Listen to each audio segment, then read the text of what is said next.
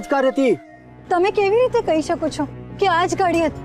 અરે બેન, ગાડી ઉપર લખ્યું તું જય દ્વારકાધીશ, એટલે ગાડી યાદ રહી ગઈ મને. અરે બેન, એક્સિડન્ટ એટલો જોરદાર હતો ને કે આખો રસ્તો બ્લોક કરી નાખ્યો હતો. અને હું આ જ રસ્તેથી જતો હતો, પણ મને જવા ન દીધો. પછી મેં રિક્ષા સાઈડમાં ઊભી રાખી અને હું જોવા ગયો ત્યાં.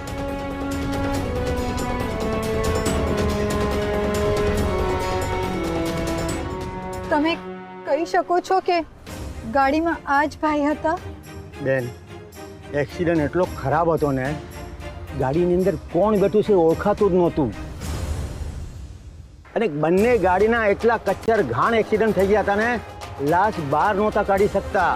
પછી કટરથી ગાડીને કાપીને લાશ બહાર કાઢી.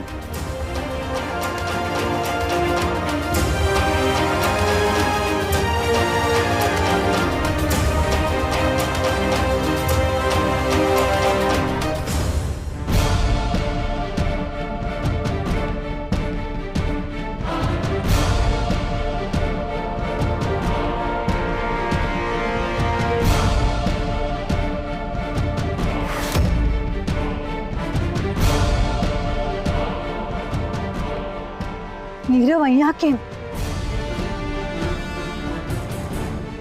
કાલે ડિનર ટાઈમે એ મને જાણી જોઈને પોક કરતો હતો, which means નીરવ મારી પાછળ છે. એ મારો પીછો કરે છે. અને માણસ પાછળ ત્યારે જ આવે જ્યારે એને પકડાઈ જવાનું ડર હોય.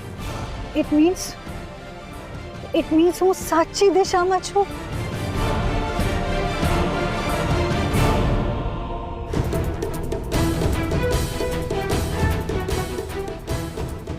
Thank you Keshav, thank you so much. હું તમારા સુધી પહોંચીશ ફોર શ્યોર.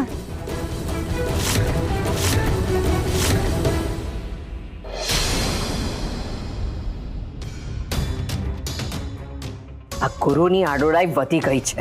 હા મમ્મી, આ ગુરુભાઈનું કંઈક કરવું પડશે. બધાની વચ્ચે મને મોઢે કહી દીધું. જા જઈને માલની ડિલિવરી કરી આવ. અને પાછા મને લટકામાં કહે છે કે બુધ, તું તો આમે દુકાનમાં કાંઈ કામ નથી કરવાનો ને, તો જા જઈને માલની ડિલિવરી કરી આવ. આની પહેલા ગુરુએ આવું કોઈ દિવસ કર્યું નથી ને? ના, ક્યારેય નહીં. એનો મતલબ એ કે કેશવના ગયા પછી એને દ્વારકા ફરસાણ પર કબજો કરી લેવો છે. ને એને સારી રીતે ખબર પડી ગઈ છે કે સંસ્કૃતિ હવે કોઈ કામની નથી. બાકી રહી વાત બુધની, તો એને ફોડી લઈશ એટલે વાત પૂરી થઈ જશે. અરે એમ કેવી રીતે વાર્તા પૂરી થાય છે? હવે તો હું એમને દેખાડી દઈશ કે આ દુકાનમાં મારોય ભાગ છે. હું વારસદાર છું, એ પણ સરખા હિસ્સાનો. સરખા હિસ્સાનો નહીં, 5 વધારે. જ્યારે ગુરુ દુકાને નહોતો ત્યારે તે દુકાનને સંભાળી છે. હા, ઈજ તો. આ દુકાન પાછળ તો મેં મારી જાત ઘસી નાખી છે. ને હવે આપણી પાછળ આપણે દુકાનને ઘસી નાખવાની છે. પણ એની પહેલા દુકાન પર કબજો કરવાનો છે. ये પૂરેપૂરો.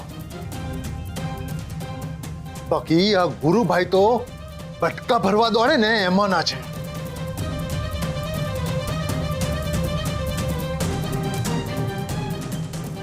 મમ્મી, શું વિચારો છો?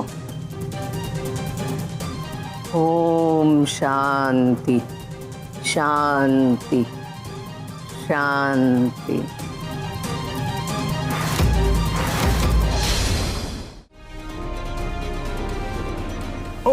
હું કરું છું. કયો